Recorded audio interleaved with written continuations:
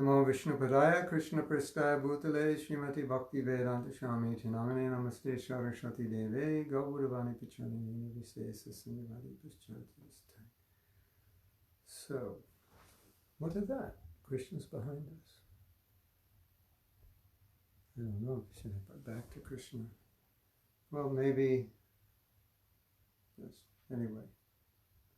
So, today we are going to continue our discussion, which we had last weekend, about the roles of men and women and the consequences of following more natural role models, consequences of misunderstanding the natural role models, and the consequences of not following natural role models. Now, I want to begin with a little review and also observations that I've made over time. Well, I first went to India in 1975, and India was much different. The world was much different, but especially India has changed, I think, more than other countries. India was much different. And all married women, as I remember, wore saris. I never saw women in pants or skirts. Now, we're talking even about young girls and boys. Of course, most of you know that many of the young girls and boys in India are dressing just like the young girls and boys in America. And so one of the things we see when you export American culture is that you'll get the good, but you'll also get the bad. And what we see in American culture is that chastity is not really something common outside of religious circles. It's almost considered that like something wrong with you if you want to be chaste and not have connection with the opposite sex, at least sexual connection. And so the thing that I've always noticed within India is that women tended to be more chaste. They were raised with the concept you'll have one relationship and one spouse. You won't have multiple relationships until you find that one spouse. And we were discussing yesterday, and Prabhupada also mentioned, that this chastity of women keeps the men in check. So Prabhupada said, when he was young, there was strict segregation between men and women. Also, I have a disciple who's about 60 years old, and he said that he was in the same class in university with men and women, but they never spoke. And so Prabhupada said, we liked to speak, we wanted to speak, but socially it was unacceptable. Excuse me. Allergy season. I was reluctant to take allergy medicine, but I may have to. So Prabhupada was making the point that the natural desire was there, that men wanted to talk to women, but because it was socially unacceptable, it couldn't be done. And so there was a protection. There was a protection there. The women, in a sense, were protecting the men society was protecting the men and the women because socially it was unacceptable.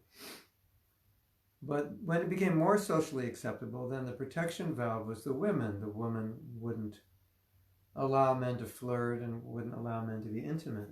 And what to speak of allowing men, in the name of love, to sleep with them. So this wasn't allowed. But the men, there is always by nature, by construction, by physiological and mental construction, men are very sexually oriented.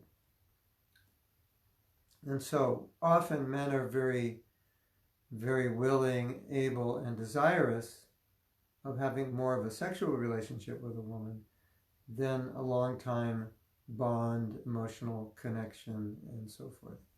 And that's why oftentimes when men have girlfriends and the girlfriends talk about marriage, the men just say, I'm not ready. So it's like they want the benefits of the relationship, but they don't necessarily want to pay for it or take the responsibility.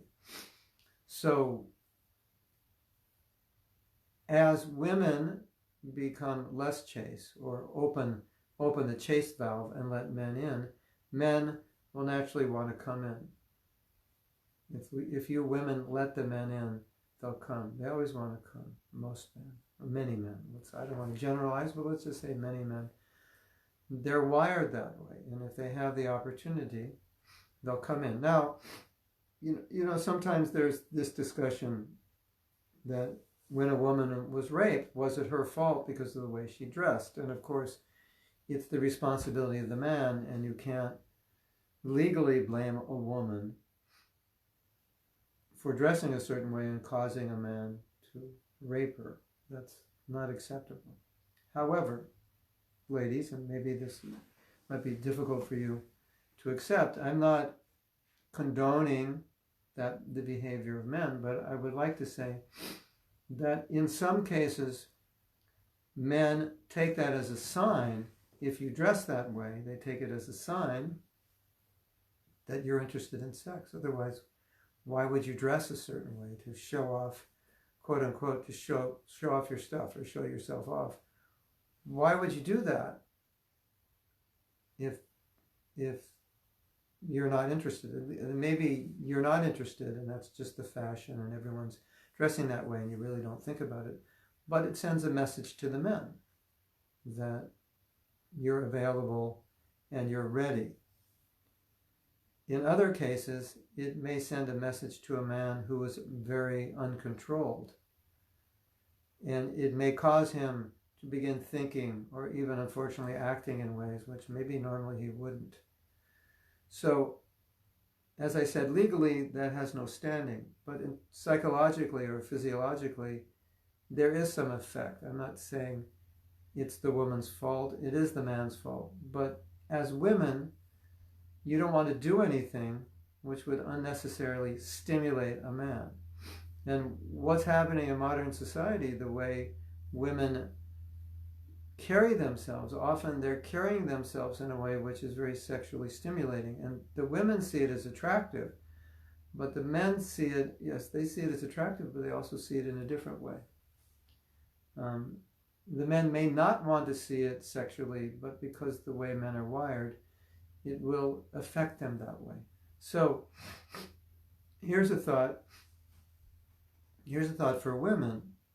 You as devotees, especially as devotees, you want your presence to arouse remembrance of Krishna for everyone who's in your presence. That's what you want. And you don't want your presence to cause men to forget Krishna. So you want to carry yourself in a way and dress yourself in a way that your presence will cause men to think of Krishna, not to think of your body. So that's an important, very important point for women. And as women, sometimes it's difficult to understand how dressing in a certain way could cause men to forget Krishna and just be focused on your body. Men understand this because they're men. Women sometimes have a more difficult time understanding this. So it's both how you dress and also how you carry yourself, how you interact. And I think women can very much tell when a man is not pure and his intentions are not pure. They have feelers out for that, much more, I think, than men. Men's feelers are different, but women should not allow men to think that they're available, that they're easy to get, and that especially that they're objects of sex. So I've often thought that it would be good if a man would give a talk or a series of talks to women to understand how men are sexually wired. But just briefly, just so women know, men are sexually wired visually, mostly visually. Of course, everyone's sexually wired by touch, but specifically men are sexually wired visually. That's why the pornography industry is so huge. It's just visual. So how you dress sends a message to men. How much skin, this is just to be kind of blunt, how much skin you show. And where you show it sends a message. Sometimes the message is subconscious. The men are not consciously thinking, but they're disturbed. And for a woman, she may think, why would a man be disturbed by seeing some skin? And that maybe you'll never understand, and maybe you don't really have to understand. But just understand, the more you show, the more certain men will be disturbed.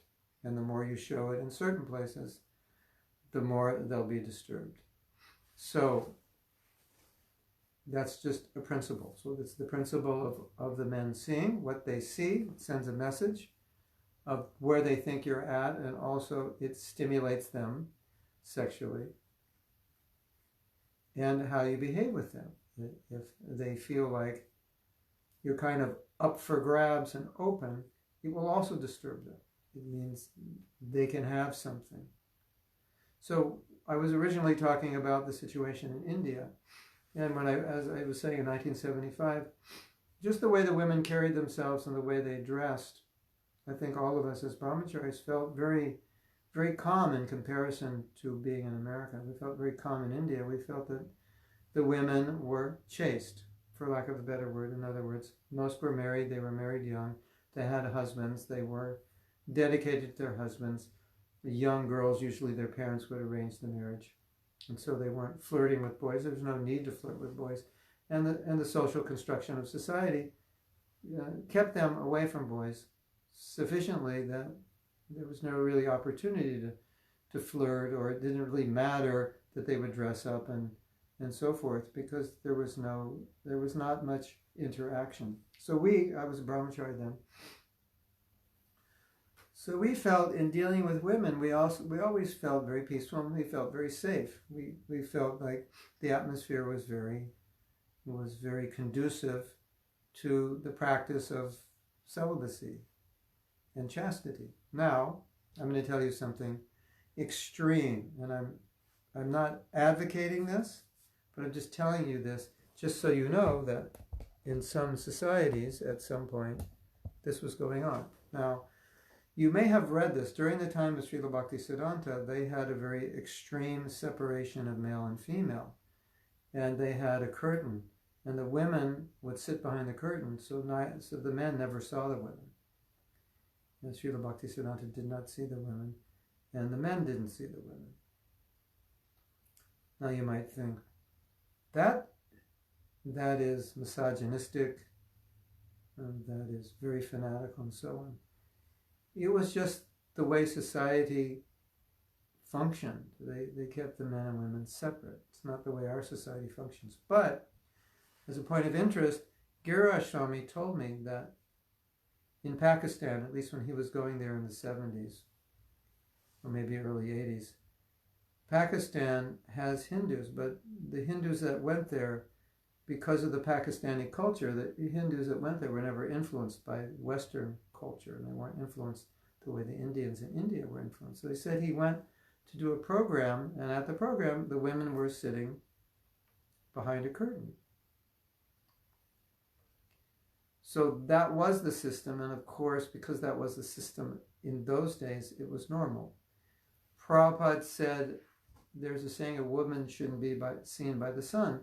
So he would say when his mother would go out, she would go out in a palanquin, they would carry her, and there would be curtains all along. They weren't meant to be seen. I'm going to read what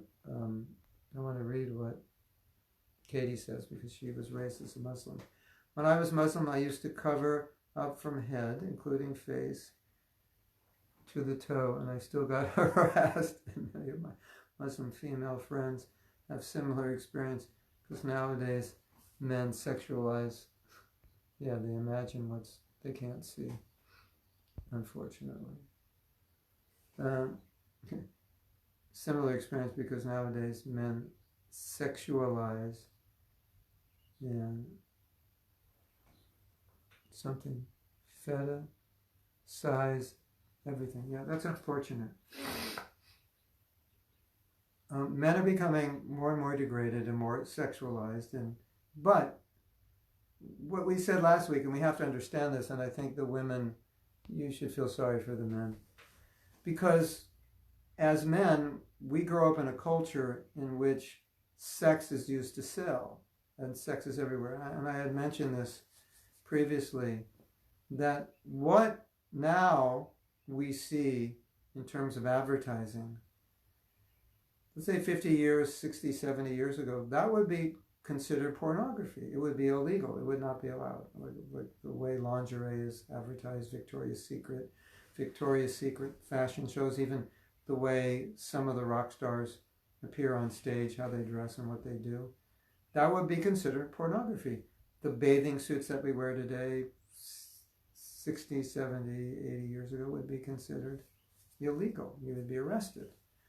So men are growing up in this very sexualized culture. And then with all the Photoshop pictures of beautiful models and very thin, it's disturbing men. And men more and more, as we said last week, are objectifying women and seeing them solely as sex objects. You could say it's man's nature, in a sense, to see it that way in the first place. But our society has made it very, very difficult. And then, as we said last week, the women see this and say, well, this is how you're supposed to look. This is the new beautiful, very slim. You wear your hair this way, you dress this way, you wear makeup this way. And so now the women are feeding into the men's view of women as sex objects, because the women see these sex objects and then they think, okay, that's how I'm supposed to look.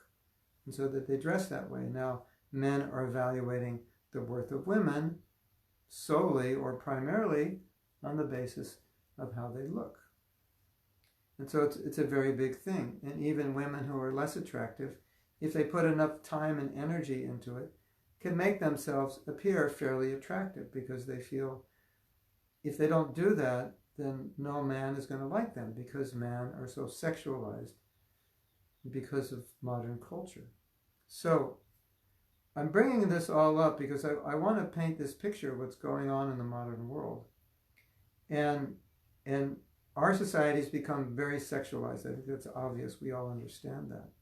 And traditional societies were not sexualized. And we understand the results of being sexualized. It's sex outside of marriage, which creates pregnancy outside of marriage.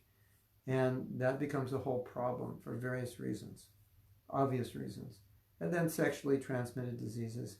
And then relationships based primarily on sex, which Bhagavatam says in Kali Yuga, marriage will be based primarily on sex. And when it doesn't work any longer, the husband or wife are not attracted to one another sexually, they'll give that up. Now, you remember when America went to Afghanistan and Iraq, and there was a lot of resistance from the Taliban, from, I think ISIS didn't exist. What was the other one?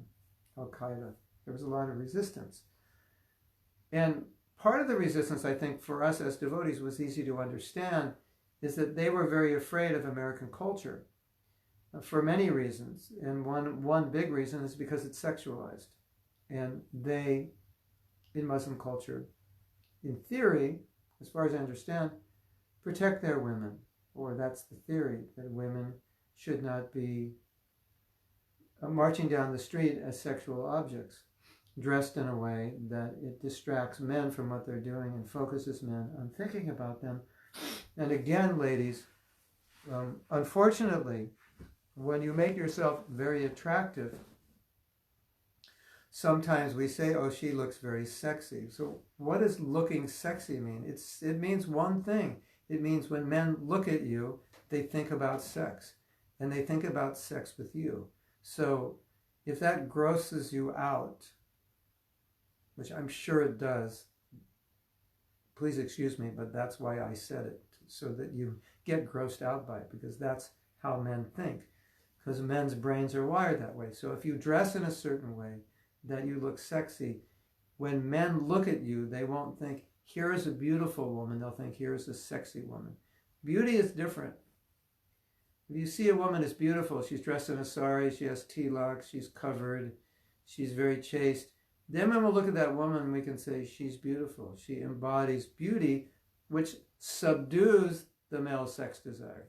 But when she's dressed sexy, which is how women are dressing today, this is modern fashion, then ladies, if you dress sexy, that's what men are thinking when they see you. and they're not thinking of Krishna. So the Muslim society was very concerned about this, that if we allow America to spread its democracy in the Middle East, along with its democracy comes Western civilization with the good and with the bad. And as far as the Muslims are concerned, I think they feel the bad far outweighs the good. And the main bad was the lack of chastity, which then disrupts everything. And when I say everything, it disrupts the family, and then the family disrupts everything. Just like Arjuna, when he was telling Krishna, I don't want to fight, he said, because if I fight, you have to excuse me, this allergy, I may have to surrender to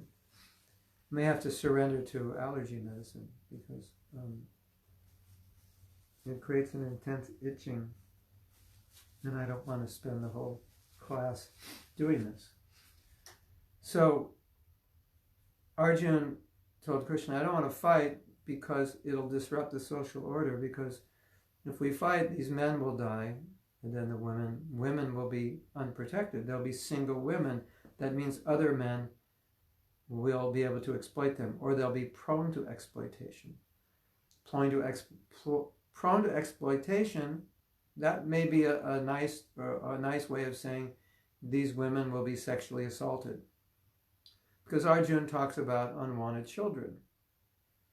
What does unwanted children mean? It means women were raped.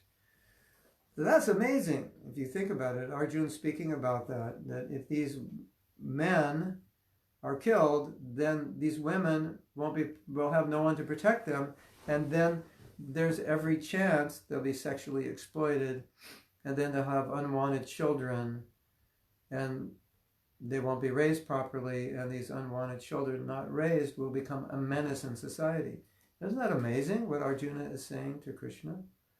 These children will be a menace in society. Now, how many children are unwanted? Lots these days. Or maybe they were wanted originally, but then the parents later decided we don't want them, or maybe the lady became pregnant. She decided she would have the child, but she really can't take care of it. And I think also unwanted children could also refer to single parents, where it's extremely difficult for one of the parents to create a proper environment, or even in a married couple can't create a healthy environment for the children, because maybe they had the children and it wasn't planned, and because they weren't ready and so forth, they can't provide a proper environment. So that also we can say Arjuna is saying that, not a proper environment for raising children. So in these Muslim countries that were resisting American infiltration, this is one of the big reasons, is that we don't want your culture, because if we give up our culture, then we're going to import this sexualized culture, and this sexualized culture will be very destructive. I mean, of course, we're speaking in principle. You may say, well, in Muslim culture, there's so many things are bad and women are exploited, and it's true. But that's not really Muslim culture per se. But we're talking about, let's say, the pure Muslim culture where women are protected. Then that's what they're concerned about, that women will be exploited. Because a sexualized culture is all about female exploitation. So, at least from my perspective, I think the women have a huge responsibility, because as we said last week, men are so wired sexually that if a woman is willing to have sex, unless a man is committed to celibacy, he's going to do it. You see men, they do it even when the women don't want to do it. It's just how they're wired. So what to speak if the women want to do it, even when women don't want to do it, often men force them. Husbands force their wives, boyfriends force their girlfriends. So in a society that's so sexualized, at least one of the valves of chastity is the women's refusal to give into a man's desire. Now, the other thing which is important for women before you're married is that when you want to understand if a man is a potential husband, you don't want to give in to sex, because then the whole relationship may evolve around that and say, well, we're good sex partners, therefore we should get married. There are a lot of people who think that way. And there are tribes and primitive people, that's what they base their marriages on, sexual appeal. And so Bhagavatam says, no, that's where it's coming to. That's an advanced part of Kali Yuga. I just wanted to, I got diverted, I forgot something, and I just wanted to go back a second to talk about the dysfunctional family that can't properly raise children, or families that are not able to control themselves and are having children that they can't properly take care of. I became very interested in, when I was thinking about this topic of male and female, I became very interested in studying prostitution and why women would fall into prostitution, because I couldn't think of any reason why a woman would voluntarily end up as a prostitute. And I always thought it was because maybe they were drug addicts and they just needed money, or in some way they were desperate. And basically, from my study, I found that in many cases they were desperate for money. In some cases, perhaps greedy for money. In other cases, they were lured away by pimps from families that were dysfunctional, from families that girls were disoriented from. Sometimes they would just run away. So you have a 15-year-old girl on the street, and this guy comes up and he's very nice and kind and says, I'll take care of you and this and that. And then he engages her as a prostitute. But he's nice to her. He takes care of her. He gives her things. And often, of course, they get them addicted to drugs, so they're dependent on the money they're making and dependent on him to give the drugs. So basically, they kidnap them psychologically. But how could you kidnap a girl psychologically if she had a healthy family and healthy relationships? Unless she was just excessively greedy for money. And that does happen. You're up against a wall, you need money, and you do something innocently, and then one thing leads to another. But many, many girls, this is statistics, are caught by pimps as teenagers, like 13 years old, 14, 15. And they come from very dysfunctional backgrounds and bad relations with their parents. And these pimps find them just wandering around on the street and give them the love that they never got, so forth, so on. Yeah. So what a mess that is. And of course, there's always men who are willing and able to pay for sex. Now, Prabhupada says that you need prostitutes as part of society so they don't contaminate virgin girls. But those prostitutes were doing it voluntarily, not against their will. Or that's my understanding. It was a profession. It was done professionally.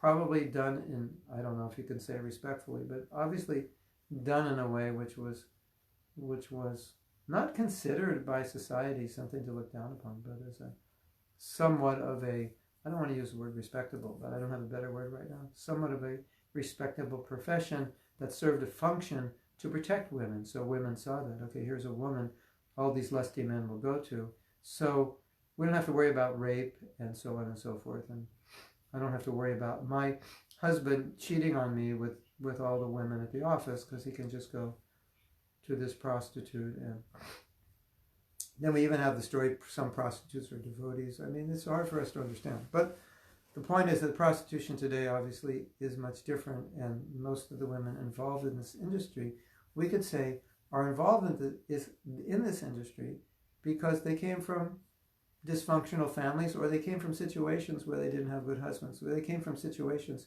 in which they weren't being taken care of.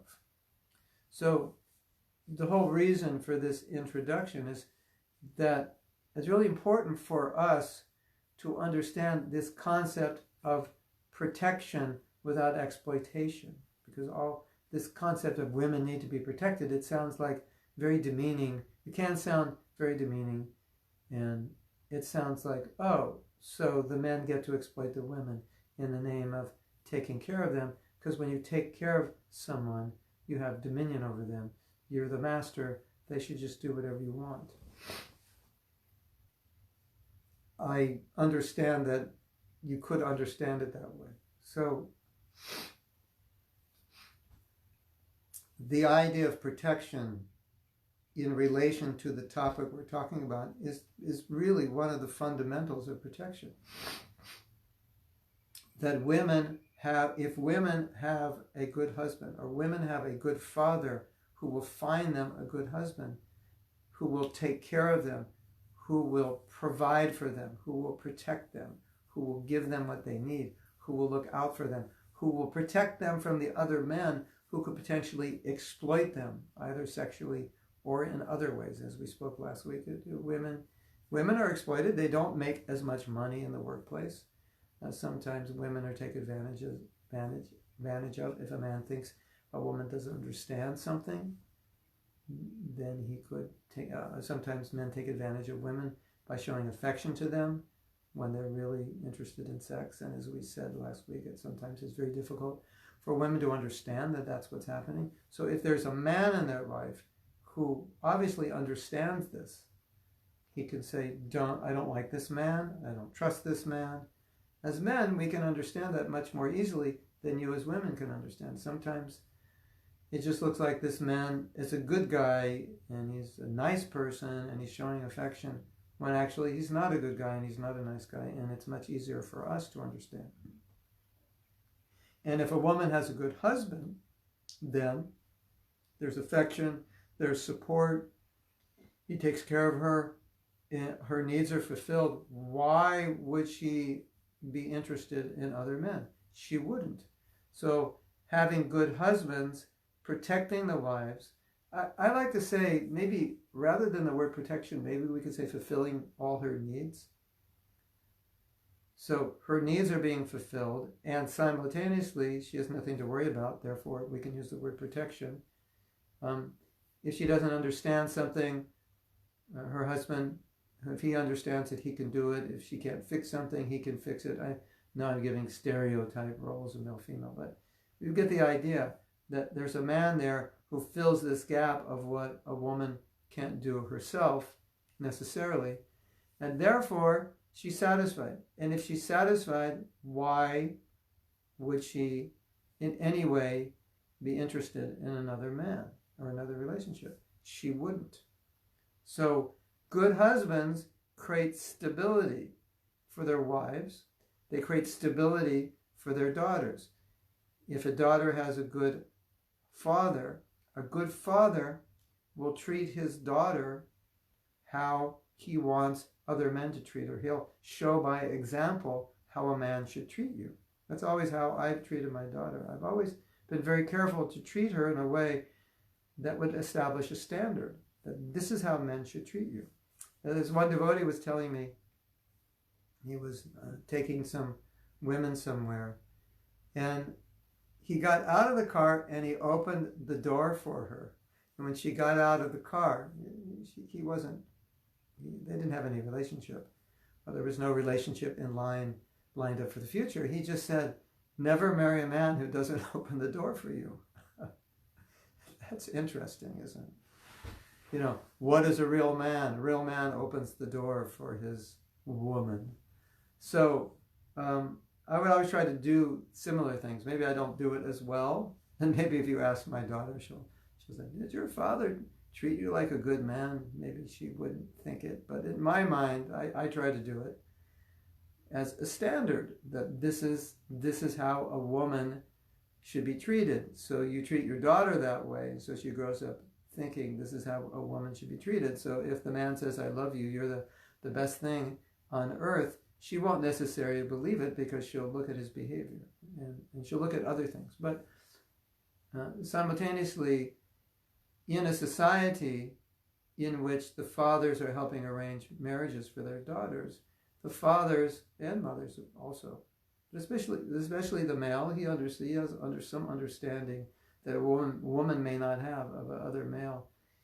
He can sense what is the situation with this man, if he is a good man, if he is trustworthy, if he can keep commitments, if he is a man of character, if he is a man who can do what? Take care of my daughter in the way that I take care of her. Protect my daughter in the way I protect her. When she's in trouble, when she has difficulty, I'm there to protect her. I'm there to take care of her. I'm there to fulfill her needs and provide for her. So when we talk about men protecting women, it's, the word protection, it may not be the best word because it means so many things. It means so many things. It means really fulfilling needs and taking care in so many ways. And so when a man does that, a woman is satisfied. When a woman is satisfied, then we can create these stable families, functional families, who produce children who are functional. I'm not even talking about producing devotees. I mean, our whole idea, in the early days of the movement was our children have to go to Gurukul because they have to become pure devotees, and the Gurukul will make them pure devotees. Well, that's what we thought. Some cases, maybe it worked. In many cases, it didn't. And we've evolved in different theories about Gurukul and so forth. But another thing we realized is, aside from them becoming pure devotees, what about them just becoming normal, functional, good human beings? That started to become a problem because a lot of the parents didn't stay together and they raised kids in very unhealthy environments. And so what we started seeing was kids who were emotionally unstable. Well, what to speak of pure devotees? Just kids who were very unhappy with the way they were raised and the way they were given Krishna consciousness. Who, there's so much could be said about this. So the point is that we have to, consider just normal, stable marriages, which is like, of course we have to. Why are we even talking about this? Only because look at society today. There's so many unstable, dysfunctional marriages. So, good father, good mother, good husband, good wife, everything works out. Kids feel taken care of, protected, stable. Husband and wives feel stable. Same for a husband. If he has a good wife, why would he be looking towards any other woman? If the wife is fulfilling his needs, why would he look? I'm not saying sexual needs here. That you may imagine I said that. I didn't say that. But if the wife is fulfilling his needs, then why would he be looking elsewhere? Why would he be going outside the marriage? And if they're advancing together spiritually, then naturally, it's natural to be chaste. So, ladies, understand the mentality of men, both from your perspective and how you deal with them, and from their perspective, how they're so sexually wired that often when they see you and they feel affection for you, it's highly dominated by sexual attraction and not really affection. And men, the message to you is understanding this, you already understand this. I don't have to explain this. You understand how your sexuality can degrade you. Then if you want to be a real man, you have to control that. You have to get that under control. Because if your attraction to females is primarily sexual, it's not going to work in your relationship. You're not going to be able to necessarily create a healthy, stable relationship. And it's unfair to the woman because you may not even like her, but you think you like her. There may be no compatibility, but you think you like her because of the sexual attraction. So, men, it's time for us to understand that sexual control is not just a spiritual Krishna conscious principle, but it's a functional principle to function well in society, to be able to respect women and deal with them properly. You have to be sexually controlled. Otherwise, you just see women as objects. And if men are seeing women as objects, which they are today more and more and more, it's going to degrade more and more our society. And if women, you allow men to exploit you as objects, if you allow men to see you as objects, then you're party to this crime. Something really interesting that Prabhupada said in relation to the story of Bilva Mangala Thakur. Prabhupada told, you probably know the story of how during a fierce thunderstorm, Bilva Mangala Thakur went to meet Chintamani, the prostitute. And he was regularly meeting her. But Prabhupada said something very interesting. And I think women and men, we really need to pay attention to this. So he met Chintamani. She had closed the gate. He had climbed over the fence. There was a snake on the fence. He almost drowned in the river coming across. And Chintamani said, I can't believe you've come here. This is like nobody would do this. You're such a determined person. You were raised as a Brahmin. And look at all this determination you have for sex. If you had the determination for Krishna, just think of how Krishna conscious you would be. And so because he was raised as a Brahmin, he went to his heart. And at that point, he left. I don't know if he left that night, but he left for Vrindavan. Amazing story. But the point I'm making, and the point that Prabhupada made, was that Chintamani, it is said Chintamani was a prostitute, or he was visiting a prostitute. But Prabhupada said she was his girlfriend, but he was visiting her for sex. So then Prabhupada said, so we say prostitute, but it's synonymous with girlfriend.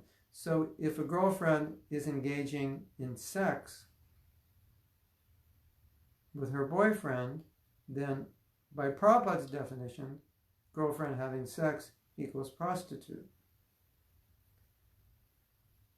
Interesting, right? And I think it's important that we call a spade a spade. That's what it is. So ladies, if you give in to a man, and you may say, but he's my boyfriend, and I don't charge him. Oh, I'll tell you a funny story. I've told this before, but I don't think all of you have heard it. There was a lady, I don't know if she has a show now. Her name is Dr. Laura, and people would call up, usually women would call up about problems they would have with men. So the girl would call, typical call was, I'm in a relationship with this guy and I love him, but he abuses me and this and that. So it's a really very dysfunctional relationship, but she likes the guy. So there's enough good that she's with him and enough bad that she's calling Dr. Laura because she's very unhappy. So Dr. Laura starts asking questions. How old are you? Where are you from? How old is he? What does he do? What do you do? Just get some background. And then she asks, so it's your boyfriend, you're not married. Or even if they're living together, they're not married. If they're not married. So she finds all of this out. And then if she asks, are you having sexual relationships with this man, your boyfriend? And if the girl says yes, then Dr. Laura, she's Jewish, but she's conservative, says, well, how much are you charging him for the sex? And of course, the girl is caught off guard. No one's ever asked a girl that question before. And so what's Dr. Laura's point? And Dr. Laura says, well, you're a prostitute, so why don't you get paid for it? You're having sex with a man you're not married to. That's a prostitute. So at least you should charge. I mean, if you're a prostitute, you shouldn't do it for free. That was her point. So she's not a devotee. She's not listening to Prabhupada. So any traditional religious society will say this, that if you're engaged in illicit sex outside of marriage, then that's basically what you are. So guys, you're engaging girls in prostitution. Girls, you're allowing these guys to engage you in prostitution. Therefore, we say protection. Women should be protected. Protected from what? Guys who will use them as prostitutes. Protect the girls from guys who will tell them they love them, who will utilize them as prostitutes. So, do young girls need protection by their fathers? Yes. So it doesn't sound so demeaning because they're young girls, and everyone knows young girls and young boys as well need protection. So when we say protect young girls, it sounds fine. When we say protect women, it sounds demeaning. What are we protecting women from? Well, as I said last week, very unfortunate situation in our world today is that often we need to protect women from men who they're married to, who are supposed to be protecting them. And unfortunately, that's one of my services. One of my, I don't want to say my main service, but one of my services is protecting women from bad husbands. They're always calling me, writing me, my husband is abusing me physically, verbally, he's trying to control me, my life is miserable. Men, what does it mean to protect? Does it mean to tell your wife, you're God and you have to do anything I say? That's ridiculous. If you say that, something's wrong with you. Definitely something's wrong with you if that's the way you read Prabhupada's books. That I'm God, I'm the husband, I'm the guru, do whatever I say. If you think that way, you need to stop thinking that way. That is 100% wrong, absolutely. Now, if your wife says, Pati, Prabhu, whatever you say, I want to do it. Just tell me what to do. I don't even want to think. You just tell me, I'll do whatever you want. Okay, if that's what she wants, if that's how she's raised, if that's her mood, fine, go for it. But don't exploit her. Don't take advantage of that. Now, let's look at the world today. We have a problem, not today, always a problem. When you give someone power, there's a very strong tendency to misuse it. We see this. If you just look at what's going on in the world, so many problems exist because people have power. When they have power, they know they can take advantage of other people because other people have to do what they say. So, okay, I'm the husband, my wife has to do whatever I say. If that's what you believe, if that's what you think, okay. But then what should you do? Should you demand that she does whatever you say? Should you treat her like a slave? Of course not. If in principle that's there and in principle she wants to follow it, still as men, we don't take advantage of that. Of course, it's rare to find a woman who thinks exactly like that, but I don't want to say there aren't women who think that way. I don't want to say there aren't women who value that. I don't want to say there aren't women who would like a husband just to totally guide them. There are women like that, but in general, at least in the West, it's not common. But let's take the extreme. Let's say there are women like that. But as a man, if you take advantage of that, then you're not really a man. You're just a weak living being who has a need to control another person. That's not what it means to be a man. That's not what it means to protect the wife. Okay, you have to do everything I say. You can't go out of the house. You can't do this. You can't do that. I've seen this with men who interpret Shastra that way to obsessively control their wives. You can't do this. You can't do that. It's like, wait a minute. She's a mature adult. And those wives, if that's not their mood, where they want to be guided that way, are completely miserable, obviously, right? So, men, what is your job? What is your duty? To fulfill the needs of your wife. That's part of protection. And you might say, yeah, but she needs so many things and she'll just go shopping and she's so materialistic. Well, hello, you did marry a woman, in case you didn't notice, and women like things more than you do, in case you didn't notice. I'm sorry you didn't notice before you got married. You should have. It's there in our scriptures. Prabhupada said it. Go to the mall. It's mostly women's stores. Women like things more than men in general. It's just the way it is.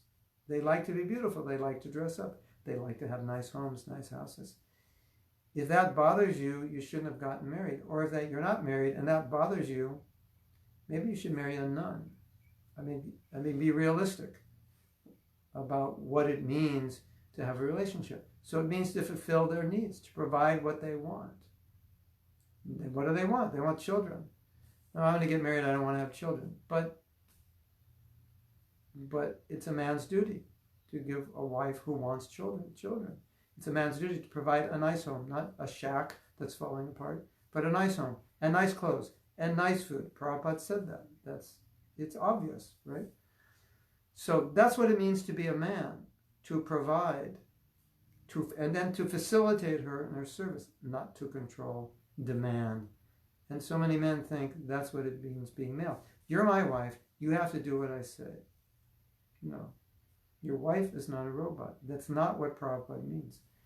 And unfortunately, I have to talk about this. And the only reason I have to talk about this is because unfortunately it goes on. Now, some of you may say, no, does that really go on today at ISKCON? Yes. And you might say, well, it doesn't go on in my circles. Well, yeah, maybe you travel in circles where the average age of a devotee is they've been a devotee for 40 years. Probably you're not going to see that. They're mature couples. And if that is going on, they're already divorced. So that's why you don't see it. But amongst younger devotees who misunderstand Prabhupada's books and who have this inordinate desire to control, especially women, you still get this. So they don't understand what it means to protect women. And that's why we need to talk about it. And that's why protection of women is not a derogatory term. It's a very respectful term. And we have to see it in that way. But protection, dominion means, in some people's minds, control. It means exploitation. You do what I say, so I exploit you like a slave. So that's why we're talking about this. It's time for my celery juice. Delivered by my devoted, chaste wife, who does whatever I say, sometimes. Want to say hello? She's so chaste. It's okay. This is celery juice. This is 16 ounces of celery juice. If I were you, I would drink this every day like I do. It doesn't really taste good, but it's amazingly healthy. And if you don't believe me, just go online and Google celery juice. You'll be amazed. All right, we're going to take a break for celery juice. And then I'm going to read your comments. A devotee went to 12 doctors that couldn't cure him, and he got cured by celery juice. Another friend of ours, not healthy. Drinking celery juice now, healthy. So, ladies and gentlemen, Prabhus and Matajis, mothers and fathers, girls and boys, drink your celery juice every day. I'm going to have to continue drinking while I hope you excuse me.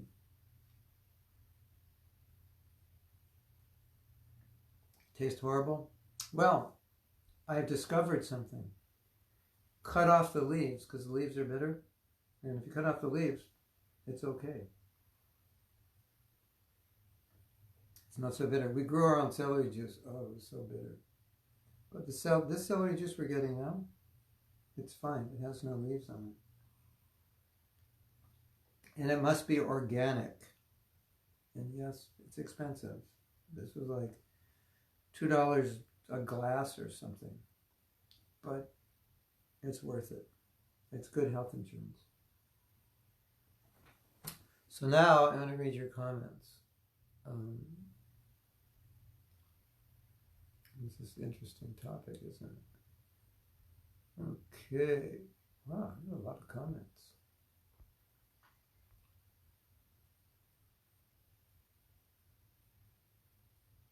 Craig Porter, none other than Premananda Swami. Wow.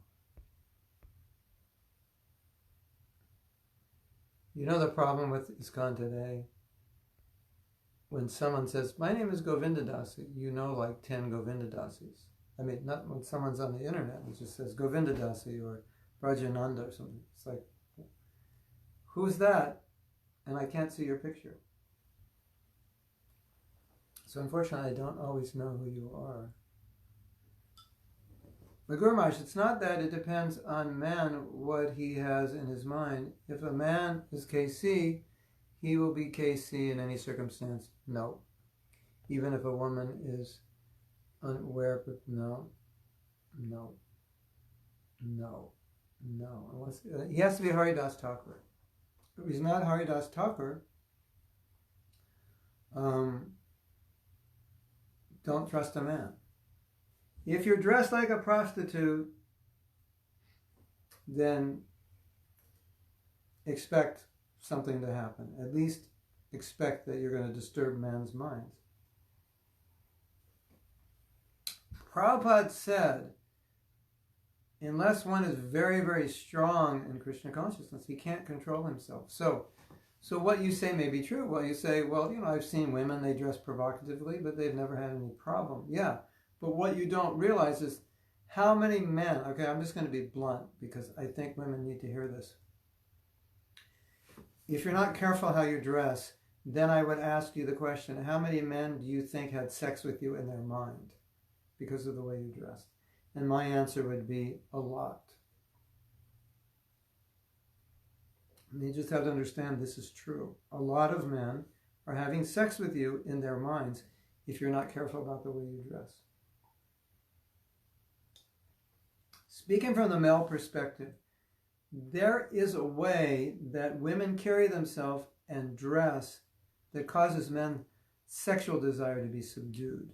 They just see you and they think, here is a devotee, here is a chaste woman, here is or even not a devotee, here's just a respectable woman. There's no, there's just the vibe that comes from that woman is very pure. And it has a very purifying effect on the man.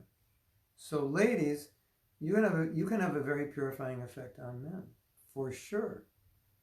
But if you don't carry yourself in the right way, if you yourself are disturbed, and that manifests externally in the way you carry yourself and in the way you dress, it's going to have that effect on lots of men. And so what's actually being created, Prabhupada was often very blunt, so I'm going to be very blunt also. What's actually being created is you're causing men to have sex with you in their minds. Now, ladies might think, no, but they're devotees. Ladies, try to understand, they're trying to be devotees. They're on their way to being devotees. They're not Thakur Haridas.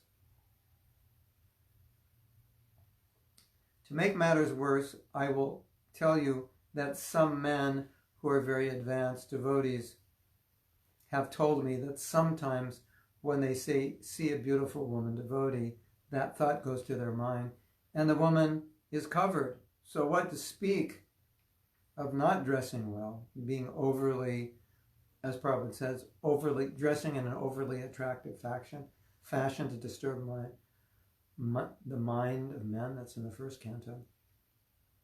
Sometimes, unfortunately, and it's not your fault, that men will even have those sexual thoughts when you're dressed properly. So what to speak of improperly? So yes, it shouldn't be in Krishna consciousness that men think that way, but we have a lot of men in the Krishna conscious movement. So yes, a lot of men don't think that way, but some men do. And the some men is quite a lot when you figure there's lots of men in the Hare Krishna movement. So now, you might think, oh, some non-devotee is lusting at you and just filthy, he drinks alcohol, he eats meat, it's just disgusting. Okay. But still, why would you want to dress in a way for a disgusting man to have disgusting thoughts about you? You understand? So I think we have to understand from a female point of view, what is beauty? What is real beauty? And you want the kind of beauty that subdues a man's sexual desire, that causes a man to see you respectfully, to deal with you respectfully. That's the kind of beauty we want to carry as women, not we. That's the kind of beauty a woman should carry. That in your dealings with men, whatever dealings you have, which should not be a lot, and in the way you dress and the way you carry yourself, there is this feeling from the man's part that just you're a very chaste and Krishna conscious woman, and you are Krishna's gopi, and just the thought of sex wouldn't be there. That's the idea.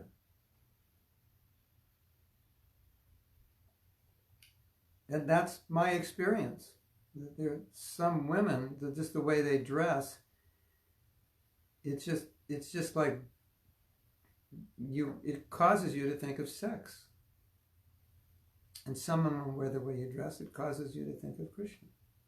Of course, we're talking about the dressing of non-devotees. They dress in a way to agitate, as Prabhupada said, agitate the mind.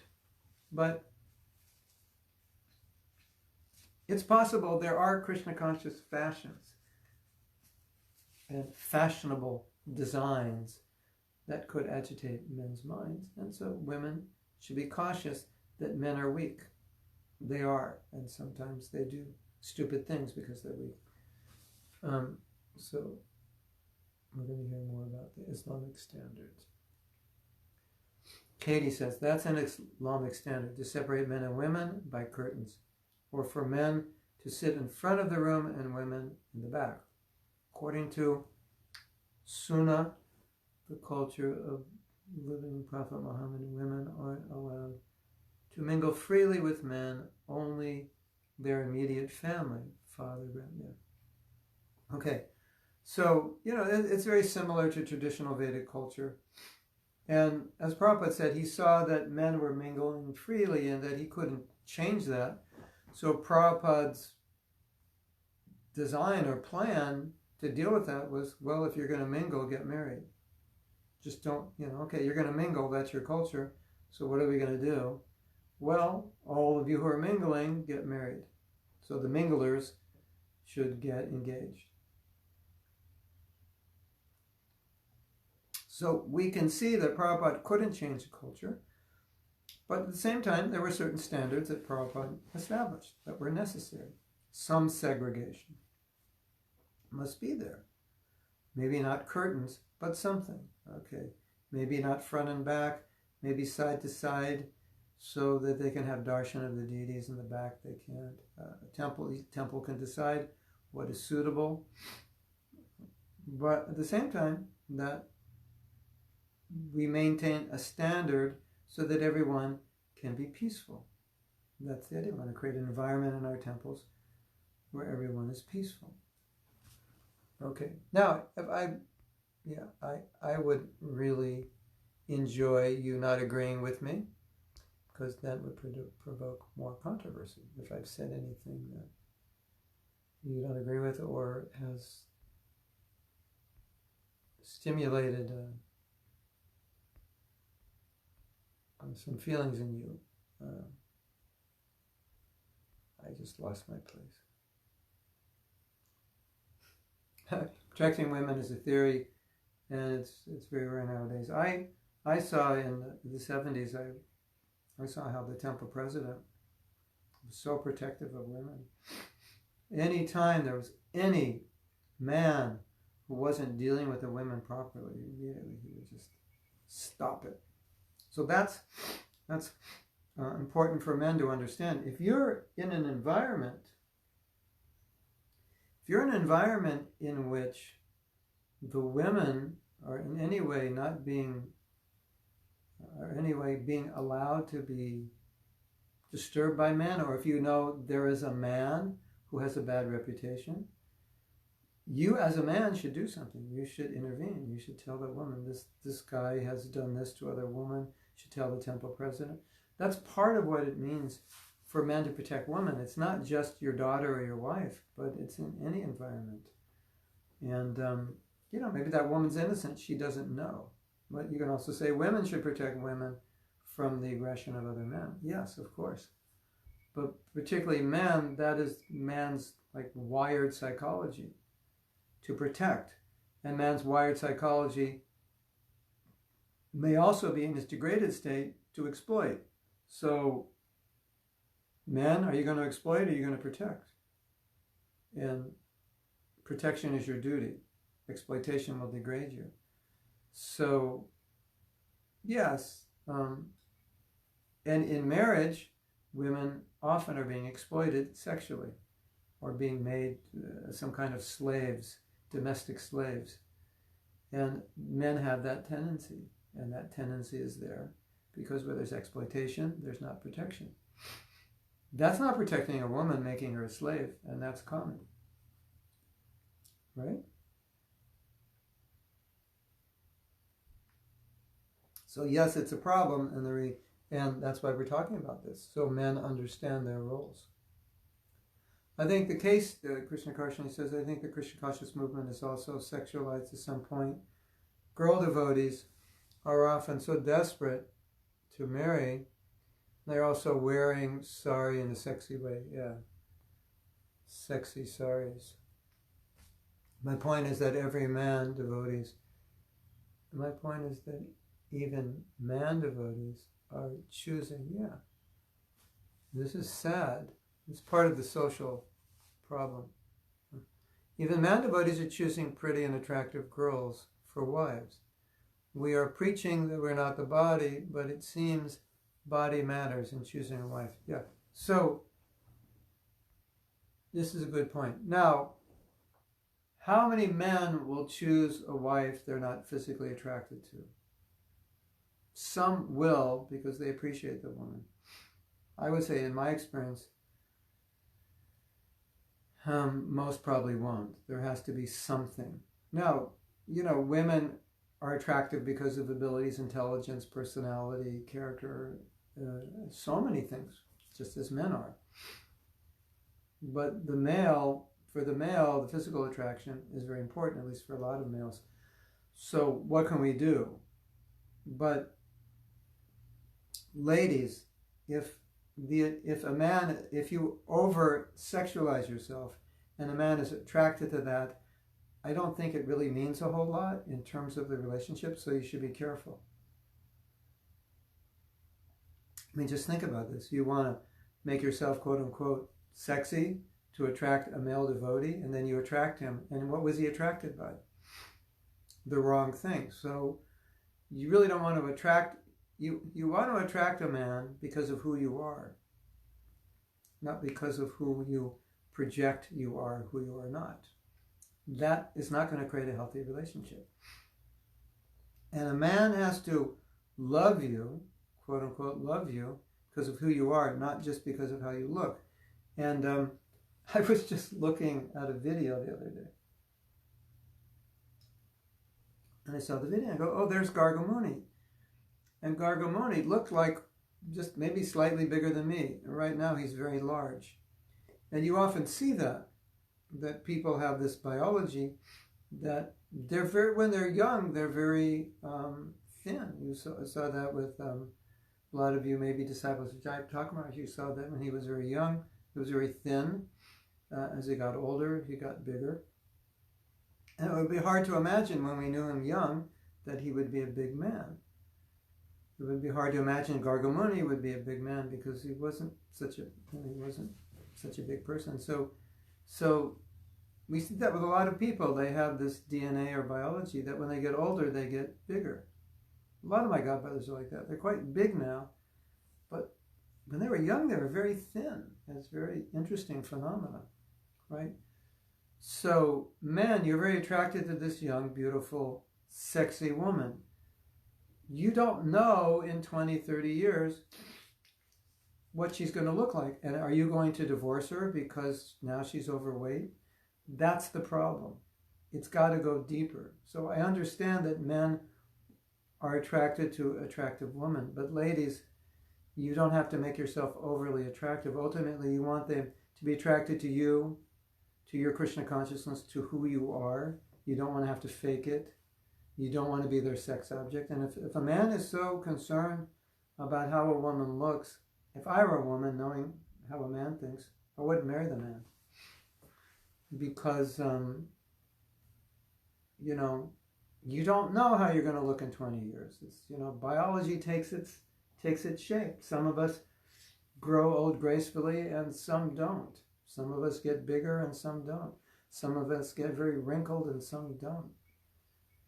You don't know.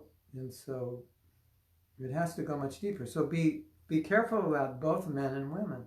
You have to be very careful because physical attractiveness is very deceiving. When you're physically attracted, sometimes you think you actually love the person when what you really love is the idea of looking at them and they're beautiful, and ultimately loving the idea of you're loving sex more than you're loving the person, and the person provides that. So we have to be extremely realistic in looking at male-female and looking what this whole relationship is about. Otherwise, it can create huge problems. Katie says, I also think it's very important to teach the protection of women to our children so it goes down the generations, because even if they might still be young, one day they will be husbands and fathers as well. Yeah, we had talked about that last week. Maybe one devotee was telling me, he said it's always good, or it's said, repeat yourself, because people don't always hear it or understand it, or it doesn't get in. And last week we were talking about the effects that dysfunctional relationships have on children, and the examples that parents set, and how it extends to the children. And then you have this disciplic succession of dysfunction. So the boy is abusing, the husband is abusing the wife. I'm God, do whatever I say. If you don't, slap, slap. You're just my slave. Okay, I'm being extreme, but it still happens, and it's not uncommon. So this is what the boys grow up seeing. And so the boys, when they get married, they say, I'm God, you do what I say. If you don't, slap, slap. So slapping women is normal. As I said last week, I don't know if you picked up on this.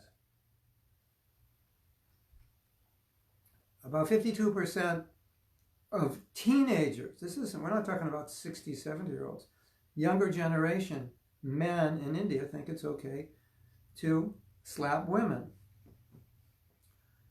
More amazing than that, 42% of women think it's okay to be slapped by their husbands. Why do you think that is? Because obviously, that's part of the culture. Obviously, they're seeing that. So, do you think it's okay for husbands to slap their wives, to beat? I don't know if they use the word slap or beat. Do you think that's okay? And these women, yeah, but sometimes we get out of hand, we don't listen, so it's okay. Why is it okay? Because that's what their father did. That's what the neighbors did. That's what your brother did. Yeah, so then it's okay. So, yes. So what you see, you do. What you see becomes normal. Very good point. Okay. We know that in the Vedic time, prostitute was devotees of Krishna. How to understand properly the situation. My only understanding is that, as I said, prostitutes were a necessary part of the social structure to protect women who could be raped by men, because men had an outlet, and it's basically assuming that men are out of control. Now, in a rabbinical society, you don't need prostitutes because men are in control. But society is basically like 95% Shudra. And so men generally need a lot of sex. That's why they would have more than one wife. But in a society maybe where it's not allowed, or even still they have more than one wife, the idea of prostitutes were there so men could fulfill themselves sexually, or unmarried men could fulfill themselves sexually. And so that would protect the women. So women in society weren't worried about men needing to have sex with them or raping them because they had prostitutes. Now, prostitutes as a devotee, that's harder to understand, isn't it? Definitely harder to understand.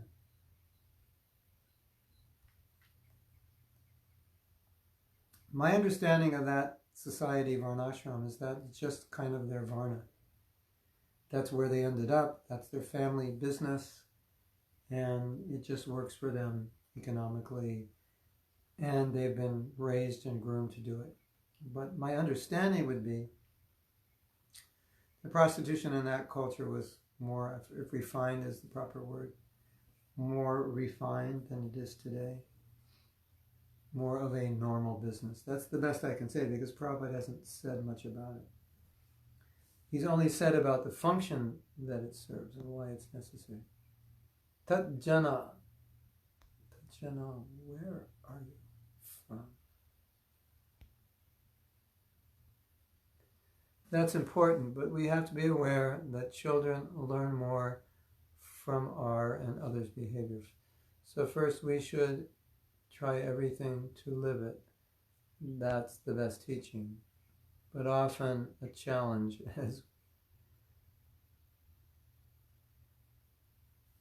as we ourselves learned it differently. Yeah. So you have this disciplic succession that you will tend to create the culture in your home based on the culture your family had. And if that's not a healthy culture, then you have to break the disciplic succession of dysfunction. That's your job as a parent. Of course, your first job is to understand if it is dysfunctional, if it is having a negative effect on your family. And like a lot of times, personally, what I think is I may not be doing anything wrong, but also there may be things that I'm not doing, sin of omission. So I'm not doing anything wrong, or not many things wrong, and nobody's complaining that you're doing this and that wrong. But what example am I setting by doing right things? That's also there. So we have to consider that. And okay, I don't yell at my wife, I don't do this. But do I do positive things also? That would have set an example for my son. Or does my wife do positive things? That would have set an example for our daughter. She's not doing bad things, but what about positive? So that's also something to consider.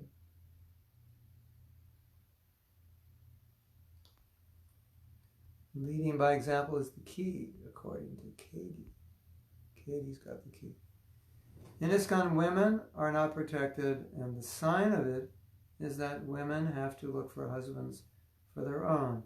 And it's very awkward for them, especially if they are not attractive. And being desperate often they marry not the right person and a miserable life. Yeah, well, there are some marriage sites, there is some effort in this way. I think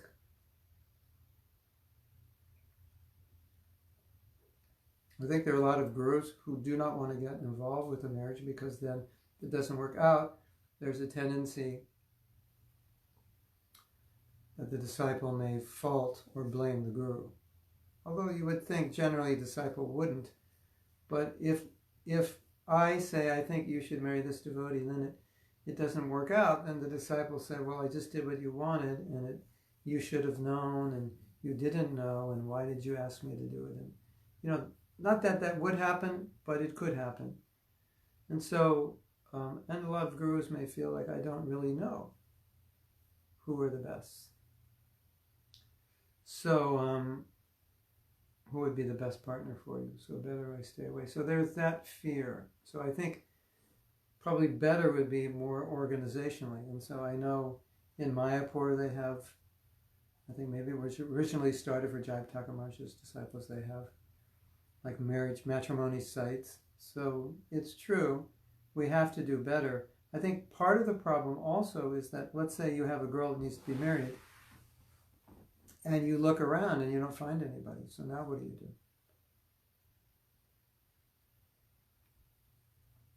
You would like to help this girl, but you can't find any good men. So I think also part of what we have to do is train men so they're more good men. So when you look around, you go, well, did you graduate from, husband training school with a degree? And they say yes, and say, okay, so now I can think of you as a possible candidate for this girl or for others I'm looking for. So I think that's real. Or did the ladies graduate from Grihastha training school? You have your diploma. Do you know what it means to be a wife? Do you know what it means to be a husband? Every devotee, regardless of how long he is a devotee, how advanced he is, still has their karma to burn, and we can't always see their intentions or thoughts. There are many twice initiated devotees. that are brahmacharis nearing vanaprastha age that are getting married just because they still have the need to have sex. Yeah, it's true. This is such a, I'm glad you brought this up, because I think this underscores the need for stable Krishna conscious marriages, because you have men that 40 and 50, now they're thinking about getting married. Or maybe if they were guided when they were younger, they would have been guided to know that actually they needed to be married younger, or it would have been good. Same time, we also need to be understanding and compassionate. It's not ideal that a man gets married when he's 50. It's ideal when he gets married like 30 or under, around there. That would be best. So, it's a social problem that's having a huge effect. And now we're preaching, and as we become more successful, more people will come, which potentially means more good marriages or potentially more dysfunctional marriages, depending on how they understand marriage and how we train them. And as far as I'm concerned, I think we need training. In fact, I will announce to you that next Thursday, my wife and I are flying to Nashville, Tennessee to attend a Gottman Institute marriage course. My wife has taken 2 of the courses, but this course, unlike the others, which is for counselors, this course is for those who want to teach marriage, do a marriage work, to actually do, not thinking straight. This course is for those who want to do a marriage workshop. So my wife asked me to come. So we're going there and learn, because their techniques have around 40 years of research. So they're really good to supplement all we know in Krishna consciousness. So we're going to go there, and then my goal is to create an online course based on what we're doing. And of course, my wife and I can do this live in other places. So I think that's one step in proper direction.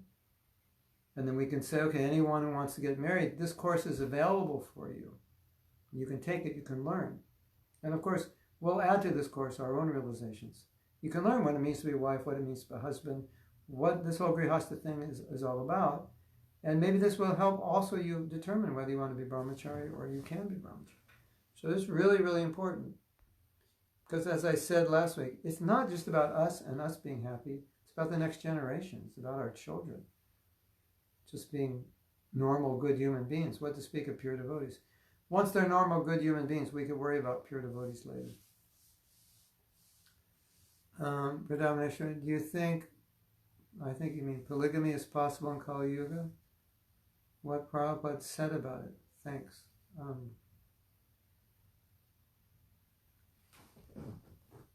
Let me start the answer by saying, no, in Kali Yuga, it's not. Well, let me start by saying, for devotees, no. Prabhupada said polygamy is useful as a protection valve. So one man, he wants to have a lot of sex, so give him a lot of wives. He can have a lot of sex and leave all the other women who are not married alone. So that's one aspect of it. Another aspect is there are more women than there are more men. So, and not all men will get married. Some will be brahmachari, at least in traditional culture. So, and all women should be married so they can be protected. So let one man marry more women. So that's what Prabhupada said, and Prabhupada, in one sense, supported it. But when it was finally discussed with him at length, he said, number one, it's illegal, so we can't do it. Number two, our goal is to minimize sex. So why should you have lots of wives and lots of sex when the whole goal is to minimize it, to get out of the material world? So ultimately, that was Prabhupada's view. And I know 2 godbrothers who had 2 wives. Somehow or other, I think maybe they got under the, what's the saying? Under the gun before Prabhupada said we shouldn't do it. Because at one point Prabhupada, he was just speaking philosophically that it's a good thing. This is what it does. But when they talked practically, he said, no, why should we encourage it? We're discouraging sex. Reduce your sex. Why encourage it? Jamila Dasa says, Hare Krishna, Krishna Krishna, Hare Hare. Hare Ram, Ram Ram, Hare Hare. Thank you for that. Hare Krishna. Larissa, who is now in New Zealand or Australia. Why would you be in New Zealand? Would you please explain Prabhupada's statement that women are prone to lies? I mean, women are prone to lie or to be lied to?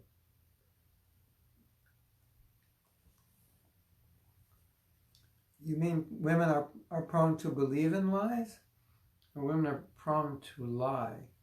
If you mean they're prone to lie, can you provide the statement? Because I'm not sure where it comes from. I haven't heard it. It might be a Chanakya aphorism, but he said they're cunning. Well, Chanakya said they're cunning. Women are prone to lie. Can you find the context of it? Because I'm not sure Prabhupada said it. It might be a quote Chanakya, but I'd like to see it in context.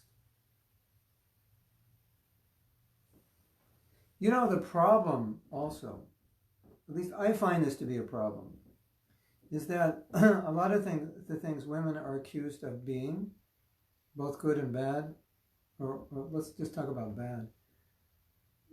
If you look at most men, pretty much you could accuse them of the same problem. So sometimes I have difficulty in isolating females having a certain problem when I see, maybe not all males, but many males having that problem. And I'm sure we can easily say, well, not all women. Let's say, for example, if we say, oh, Prabhupada did say, or somebody who's an authority did say, women are prone to lie. Is that all women? Have we seen men who are prone to lie? Do women have a stronger tendency? Perhaps, if this is true, right? We have to find the quote. But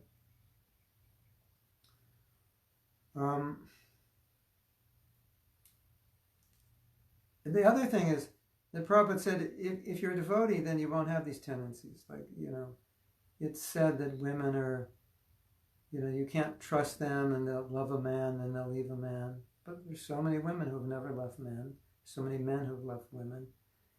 And if you're a devotee, generally you wouldn't do that. So often when these statements about women would come to Prabhupada, and Prabhupada would say, well, you're not a woman, you're a Vaishnava.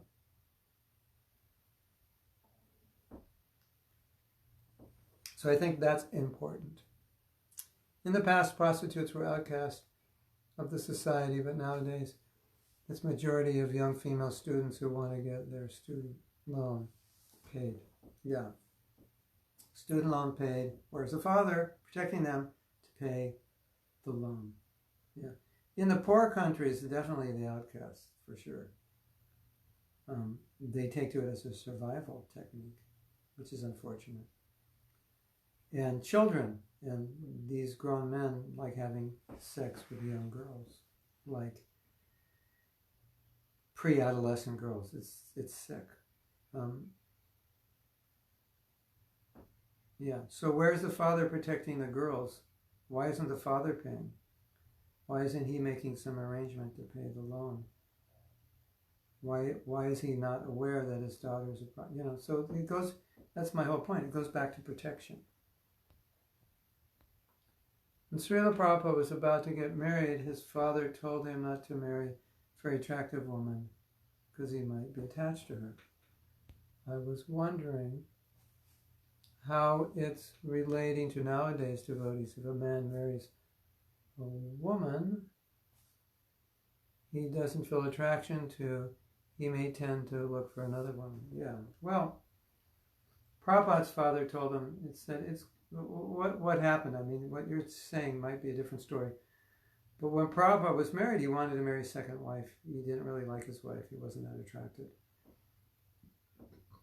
And his father said, or maybe it was before he made this proposal for a second wife. His father said, yeah, well, it's good you're not attracted, because that way you'll always see Krishna's attractive.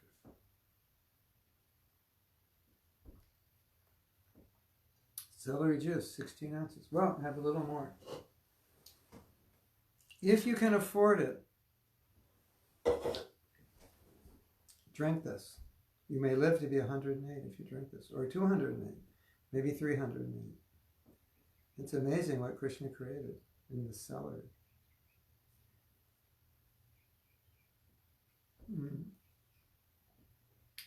So, obviously, there has to be some attraction on some level, and it doesn't have to be physical. Some people may say, well, it has to be physical. That's subjective. Maybe for you it has to be.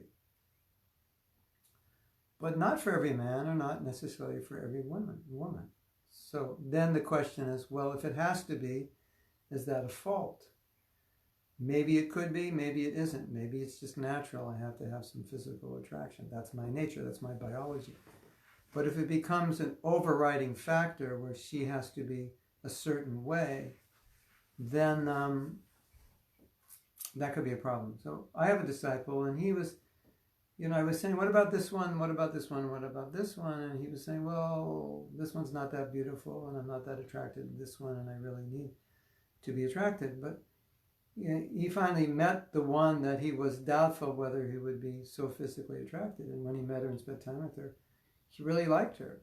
And so I think that's important.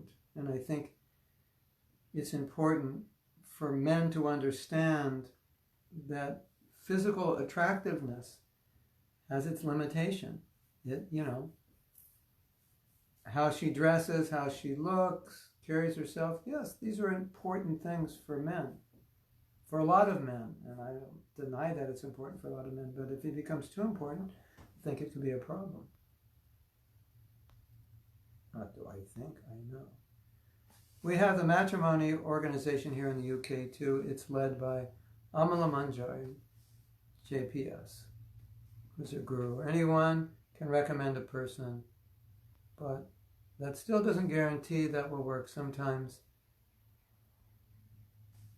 the individuals can be very nice people and good devotees, and the marriage still doesn't work. Yeah, but at least it's something. Nice people, but not the right people for one another. I am single and thinking, do I have to get married or not? How it can be helpful for me. Now, you look like a man, and you look like you're from Lithuania. And because I can't see your picture, I'll assume you're a man. Oh, I'll speak from both perspectives. Okay, let's start with a woman. If you're a woman, the answer is yes. Biologically, if you're a woman, you were created in a way that to be a mother and a wife is just natural and normal and healthy. So only in very rare cases should a woman think, I won't get married. And a lot of times women think, I don't want to get married because they have bad experiences with their father or some male relative or previous relationship, and they're just afraid of men. And really deep down they want to get married, but they're in denial of it because just the thought of being with a man is repulsive to them. So if that's the situation and you're a woman, I would definitely heal that, get over that. And if you're a rare woman who's like a nun who doesn't want to get married, okay, but that's okay. I wouldn't tell you not to, but I would want to be sure that you're actually capable.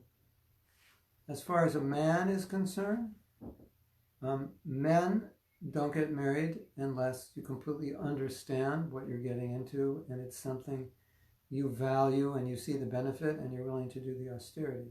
Having said that, if you're not capable to be single, then you're going to have to get your mind around what it means to be married and become trained and, come up to the position that you can do that, because you'll need to do that. We in Krishna consciousness don't say, well, don't get married and just have girlfriends. It's like no girlfriends, married or single. Brahmachari means living in the temple. You can live outside as a single man, but you won't have association with women. So that's difficult for most men. If you live as a brahmachari in a temple, if you have that tendency, that nature, that's a little easier to be single because you're living with men who are single. If you're living outside single, interacting with women all the time, if you don't want to marry, you have to be very clear that it's not your nature to marry and exactly why you don't want to marry. Because if you're intermingling with women and you're single, there's a chance that accidentally you may become attracted. And it's much better to choose to be married than to fall into it by circumstance. So that's something to consider. If you're not consciously trying to get married, you may fall into it with the wrong women by circumstance. So, there are different things to consider. Your nature, your needs, and so on. So, Larissa, do you have the quote? Can you provide the quote about lying? In Poland, if you want to marry in church, you have to go through a marriage course. Great. Maybe in ISKCON, a couple wants to have Vedic wedding, should go through a marriage course. Sri Radha Govinda has created a course, and that's what she would like to see. Maybe, yeah, she would like to come to this point where no priest would allow the marriage to go through until they took the course. I think that would be super. Celery juice, it's so yummy, but don't juice the leaves. 16 ounces, I finished. Dr. Vijaya Lakshmi, she's a doctor. I have another disciple who's a doctor. And I have to tell these doctors, the celery juice. This is it. Vrindavani, she's a doctor. The celery juice. This celery juice could put all you doctors out of business. It's possible. Of course, pharmaceuticals will keep you in business. All the fast food companies will keep you in business. Like to get initiated, you have to go through your disciple course. Yeah, exactly. I agree 100%. Now, Vijaya Lakshmi is going to speak. The older, wiser woman. Despite all these rules and regulations in premarital counseling, one's past karma and desires can upset the apple cart. Yeah, that's true. But, or as you say in India, but. I wanted to be an actor, so sometimes you see I act, right? With my Indian accent and moving my head. But. So, Dr. Vijaya Lakshmi, it is true. But if you have the course, you're better prepared for the storm. That's my answer. That's all I need to say. If you take the course, you're better prepared for the storm when it comes. What's the advice for a woman who wants to have the male energy around, but not the sexual relationship, but she's still fairly young? You mean she wants to get married, but she doesn't want kids?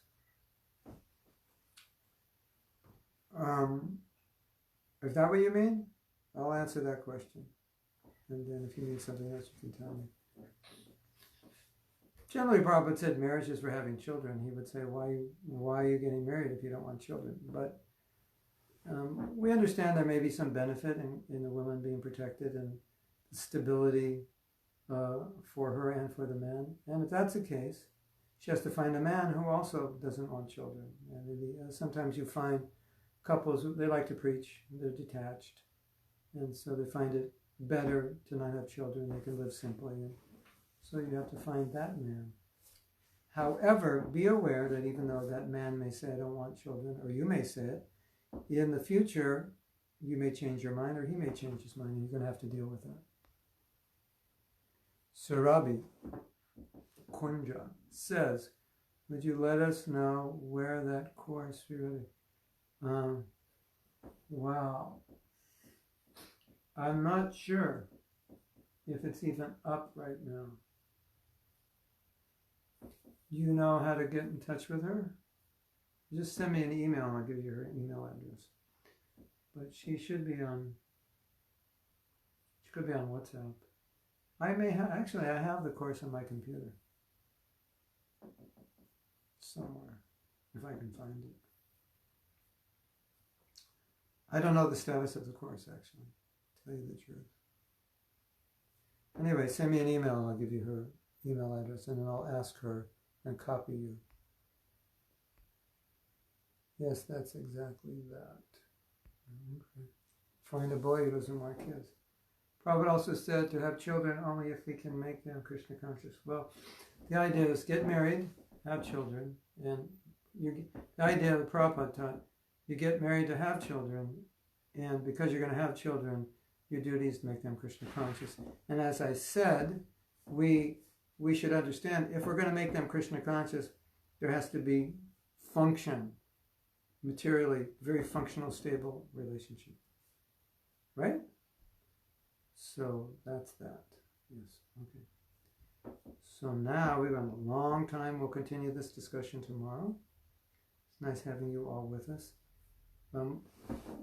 One of the things that I just had a meeting with some devotees yesterday about our strategy for spreading Krishna consciousness, and they said one of the things a lot of people do on the internet is they talk about things that are happening in their life, like, today this happened, and this is my experience, and this is what I've understood. Just, very, very natural, off the cuff experiences, just speaking, unscripted, and so forth. And before the devotees told me about this, I was thinking the same thing.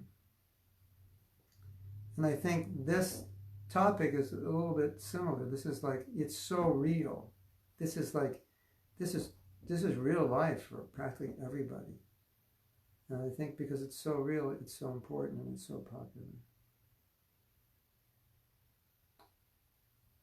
Yeah, GVT, Heart and Soul Connection, that's a book. That's true. Heart and Soul Connection is a book on marriage. They have a website. Grihastha Vision Team has a website.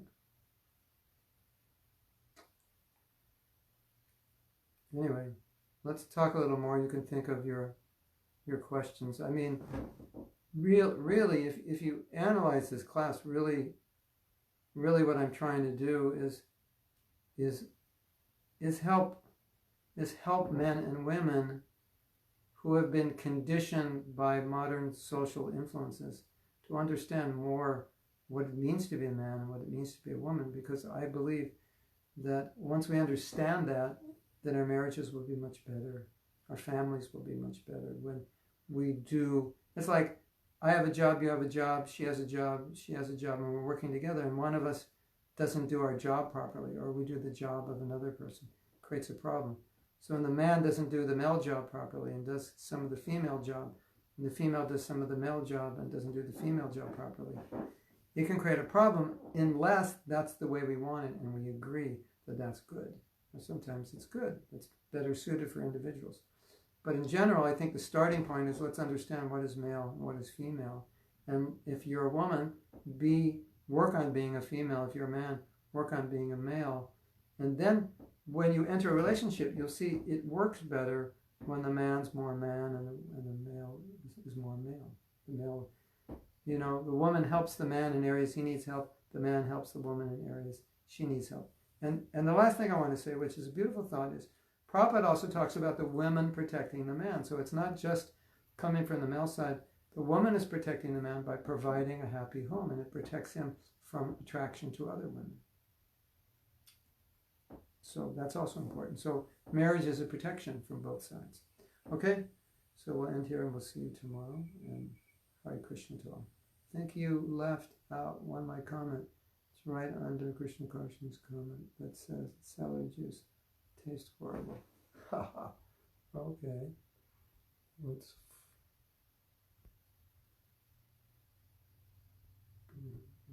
see. One last comment. Yes, that's exactly that comment. No.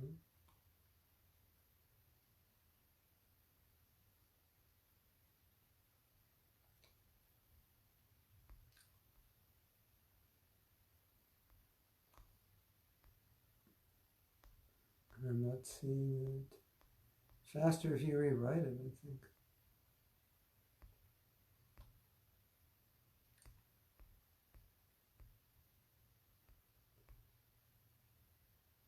Oh, I don't see it. Why don't you rewrite the question?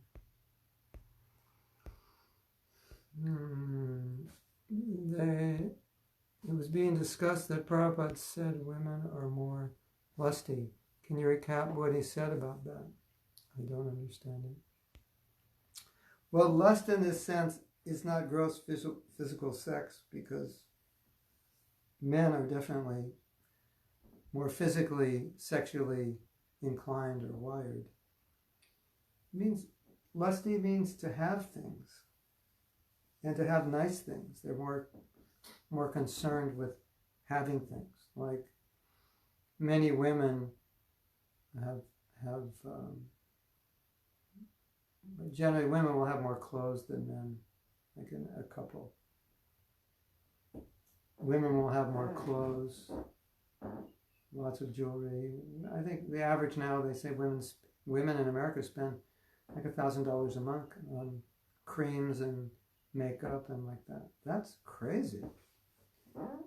That's a crazy amount of money. So that's what it's meant, more lusty, like they like things, they like nice things. They like things generally nicer than men, and they like more of them. So that kind of lust for possession. That's what it means.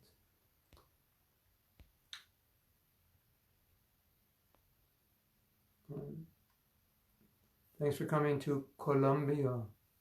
Me and my friends went to the Sankirtan. It was beautiful. I had the most beautiful joy. You're welcome. We'll be back soon.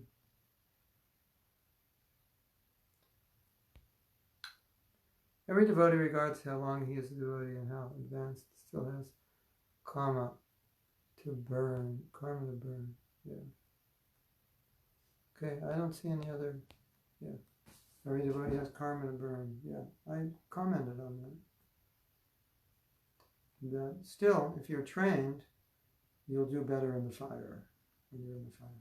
Okay. Hare Krishna to all of you. We'll see you tomorrow, same time.